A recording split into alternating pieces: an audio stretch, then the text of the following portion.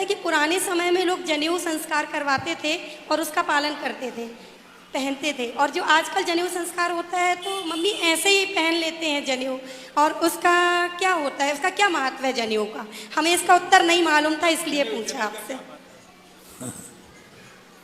कभी कभी कुछ बातें ऐसी होती हैं जो कुछ रूप में प्रस्तुत की जाती हैं और कुछ रूप में आगे आ जाती हैं। जनेऊ के संबंध में कोई विशेष प्रक्रिया जैन आगम में प्राचीन आचार्यों ने वर्णन नहीं किया। पूज्यवर समंतभद्र महाराज जैसे आचार्यों ने श्रावक को ऐसी कोई चर्चा नहीं की। मात्र एक घटना मिलती है जनेऊ की शुरुआत कहाँ से हुई।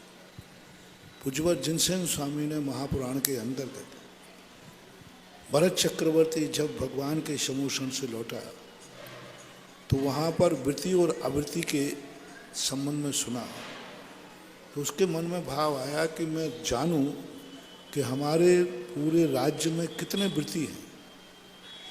तो उसने अपने आंगन में बहुत सारी हरियाली बिछा दी काट करके, और इधर बैठ गया और सबसे कहा, सब लोग मेरे सामने आओ। सबको बुलाया तो सारी पब्लिक आ गई। कुछ लोग थे, उन्होंने कहा राजन मैं नहीं आ सकता हूँ, क्योंकि आपके पास आने के लिए मुझे हरी पे से चलना पड़ेगा, और इस हरी में जीव होते हैं। राजा ने धमकाया, तुम नहीं जानते हो मैं चक्रवर्ती हूँ, यदि तुम नहीं आए तो मैं तुम्हें सजा दे सकता हूँ, मृत्यु दंड भी दे सकता हूँ। तो उन लोगों ने कह दिया, राजन आपके कोप का भागी बनकर के मैं मर सकता हूँ, लेकिन जीवों को मार नहीं सकता। आप मुझे मार दीजिए, लेकिन मैं जीवों को मार के आऊँ नहीं आऊँ। तब चक्रवर्ती खुश हुआ और उन्होंने कहा कि हमारे राज्य में ऐसे अहिंसक लोग हैं। तो उन्होंने उस समय उनको स्वर्ण सूत्र से चिन्हित किया, स्वर्ण सूत्र दिया, उन्हें सम्मान किया। तो स्वर्ण सूत्र का अर्थ होता था एक प्रकार का गिफ्ट, जैसे आप लोग की चैन होती है। वो शुरुआत की एक कथन मिला। दूसरा, जो 14 श्रृंगार होते हैं पुरुषों के, महिलाओं के 16 श्रृंगार हैं, पुरुषों के 14 श्रृंगार हैं।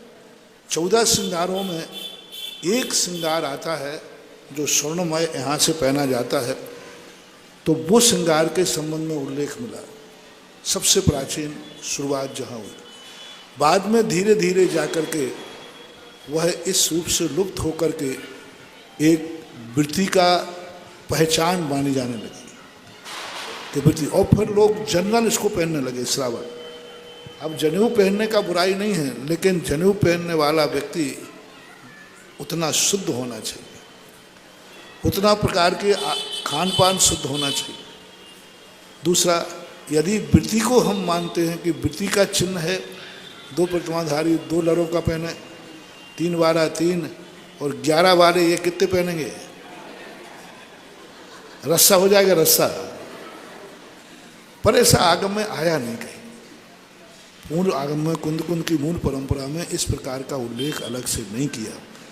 अब यह जो, यदि ये मानते हो कि वृत्तों का चिन्ह है, तो फिर महिलाएं क्या पहनेंगी? मान लो अपन मानते हैं कि प्रतिमाधारी को जनेऊ पहनना चाहिए, तो प्रतिमाधारी महिलाएं भी होती हैं कि नहीं?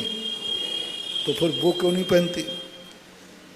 कुछ लोगों ने कहा कि नहीं, प्रतिमाधारी यदि कोई स्त्री है तो उसका जनेऊ पुरुष पहन लेवे, और श्रीमान जी यदि ऊपर चले गए हों तो फिर किसको पहनाओगे? क्योंकि महिला तो जनेऊ पहन नहीं सकती है, तो सब सम्मत है, सर्वसम्मत है, लेकिन प्रतिमाधारी हो सकती है महिला। तो जब प्रतिमाधारी महिला है और जनेऊ नहीं, इससे सिद्ध है कि जनेऊ वृत्ति का चिन्ह नहीं है। जनेऊ का एक संकल्प सूत्र जरूर मिला है, प्रतिष्ठा आदि पारो। जब किसी अनुष्ठान का कोई व्यक्ति करता है, जैसे आप पंचकर्म में इंद्र वगैरह बनते हो, तो आपको एक जनेऊ पहनाया जाता है जो इस बात का प्रतीक है कि मैंने कोई संकल्प किया है और इतने दिन तक।